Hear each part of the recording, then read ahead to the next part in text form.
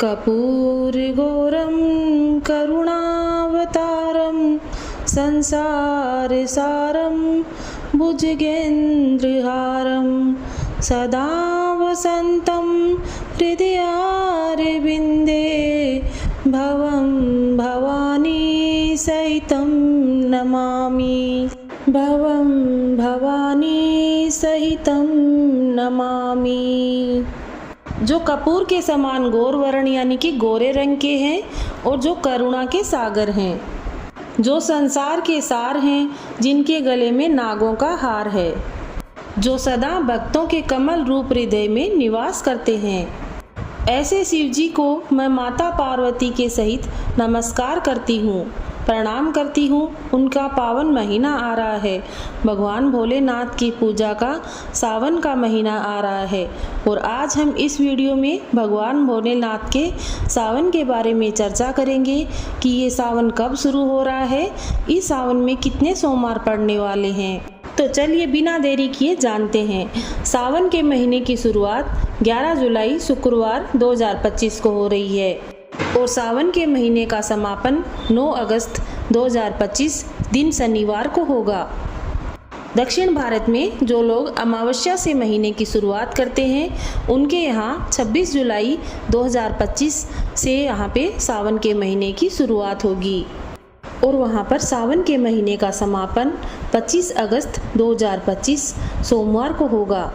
अब जानते हैं सावन के महीने में सोमवार व्रत की तिथियां, जो कि उत्तर भारत के अनुसार मैं आपको बता रही हूँ। हमारे यहाँ राजस्थान में, यहाँ पे उत्तर भारत में हमेशा यह पूर्णिमा से ही सोमवार की शुरुआत की जाती है। तो यहाँ पे मैं सोमवार की तिथियां आपको बता रही हूँ। पहला सोमवार 14 जुलाई 2025 को होगा और दूसरा सोमवार 21 जुलाई 2025 को होगा।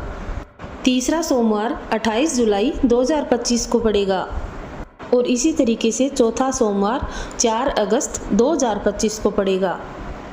इस प्रकार इस सावन में टोटल 4 सोमवार पड़ रहे हैं, तो चारों सोमवार को ही भगवान भोलेनाथ का व्रत रखना चाहिए। व्रत में एक टाइम खाना खा सकते हैं जिसमें आपको प्याज, लहसुन और बाहर की सामग्री नहीं खानी चाहिए। मार्केट से जो भी सब्जियां वगैरह हम लाते हैं उनमें अक्सर प्याज और लहसुन की मात्रा रहती है, तो इस दिन अपने घर पर ही शुद्ध सात्विक भोजन तैयार करके भगवान भोलेनाथ को भोग लगाइए और फिर खुद ग्रहण करें। इस तरीके से सोमवार का व्रत करने से भगवान भोलेनाथ बहुत जल्दी प्रसन्न हो जाते हैं। अब मैं आपको बताती हूँ सावन के सोमवार के व्रत में पूजा विधि। पूजा विधि के लिए हमें सोमवार के दिन सुबह सूर्योदय से पहले उठना चाहिए और स्नान करके हमें शुद्ध कपड़े पहने चाहिए जो धुले हुए हों। पहले से पहने हुए कपड़े यहाँ पे सोमवार के दिन दोबारा नहीं पहनने चाहिए। शुद्ध स्वच्छ कपड़े पहनकर हमें भगवान के लिए, मंदिर के लिए जाना चाहिए और मंदिर के लिए हमें क्या क्या सामग्री लेनी चाहिए वो भी मैं अभी आपको बता देती हूँ। मंदिर के लिए जब हम सामग्री थाली के अंदर जचाएं तो उसके अंदर 1 कटोरी में कच्चा दूध, 1 कटोरी में दही, थोड़ा सा शहद, 1 लोटे में जल, रोली, मोली, चावल भगवान को बहुत प्रिय हैं और ये सभी चीज़ें रखने के बाद उसमें मीठा कुछ अवश्य रखें। गुड़ रख सकते हैं या फिर और अन्य कोई प्रसाद की सामग्री रख सकते हैं और उसी के साथ हमें दक्षिणा भी ज़रूर रखनी चाहिए। ये सभी चीज़ें रखने के साथ ही हमें चंदन अवश्य रखना चाहिए क्योंकि भोलेनाथ को तिलक हमेशा चंदन का ही लगता है और अगर आपके यहाँ भांग हो तो वो भी भोलेनाथ को ज़रूर चढ़ानी चाहिए।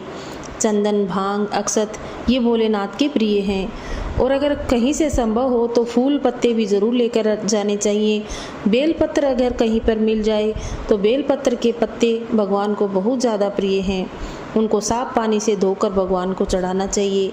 अब ये सब सामग्री लेने के साथ ही हमें दीपक और अगरबत्ती ये हमें ज़रूर लेना है। भगवान भोलेनाथ को अच्छे से जलाभिषेक करेंगे, फिर दूध से अभिषेक करेंगे, फिर शहद से अभिषेक करेंगे, घी से अभिषेक करेंगे और दही, दूध, घी इन सभी से अभिषेक करने के बाद एक बार फिर भगवान भोलेनाथ को साफ जल से हम अभिषेक करेंगे। उसके बाद भगवान भोलेनाथ को तिलक लगाना है। उसके बाद चावल अर्पित करने हैं।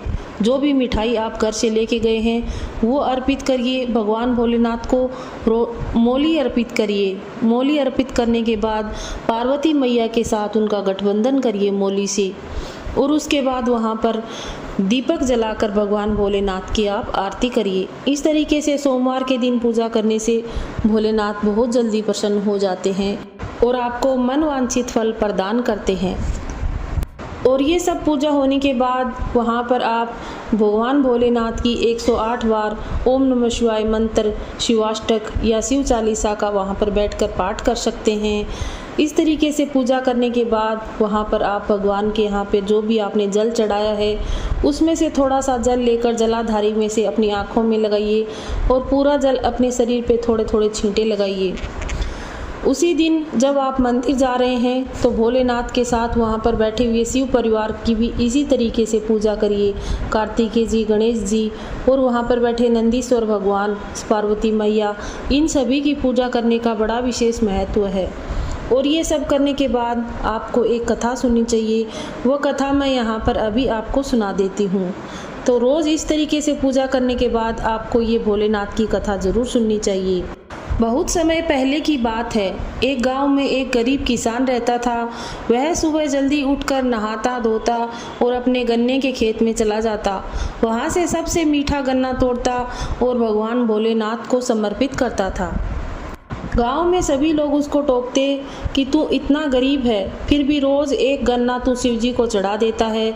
इस गन्ने को बेचकर तू इससे धन कमा सकता है, अपने परिवार के काम में ले सकता है। लेकिन वह बस मुस्कुरा देता और मुस्कुराकर उन गांव वालों को कहता कि भगवान शिव मेरे सबसे बड़े सहायक हैं। वो मुझे इतना सारा गन्ने देते हैं, उनमें से मैं कुछ भाग उनके लिए थोड़ा सा अर्पित कर देता हूँ तो इससे मुझे कोई हानि नहीं होती। एक बार गांव में अकाल पड़ गया, फसलें सबकी सूखने लगी, लेकिन फिर भी वह किसान भगवान भोलेनाथ को गन्ना चढ़ाना नहीं भूलता था। हर रोज़ उनमें से सबसे अच्छा गन्ना चुनता और वह भगवान भोलेनाथ को चढ़ाकर आता। भगवान भोलेनाथ इस तरीके की उसकी निस्वार्थ भक्ति देखकर बहुत प्रसन्न हुए और कहने लगे कि हे भक्त, मैं तेरी इस तरीके की निस्वार्थ भक्ति से बहुत प्रसन्न हूँ। उसे स्वप्न में दर्शन दिया और कहा कि कल से तेरे खेत फिर से हरे भरे हो जाएंगे और उसमें बहुत ही मीठे गन्ने उगेंगे। तू सबके लिए प्रेरणा बनेगा कि भगवान भोलेनाथ को जो समर्पित करता है, भगवान की जो पूजा अर्चना करता है, उसके घर में कभी घाटा नहीं होता, वह कभी गरीब नहीं होता। अगले दिन जब उसने खेत में जाकर देखा तो उसके खेत सच में हरे भरे हो चुके थे और सबसे मीठे मीठे गन्ने उसके खेत में लगे हुए थे। सारे गांव वाले अचंभित होकर उसकी बात सुनने लगे और कहने लगे कि आज से हम भी भोलेनाथ की पूजा अर्चना करेंगे। इस कहानी से हमें ये शिक्षा मिलती है कि भगवान भोलेनाथ को समर्पित की हुई कोई भी चीज़ छोटी नहीं होती।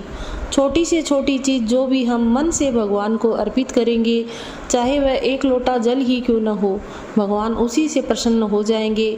बस हमें आत्मा से, मन से और पूरे भाव और श्रद्धा के साथ भगवान भोलेनाथ की पूजा करनी है। भगवान हमारा भाव देखते हैं, दौलत नहीं।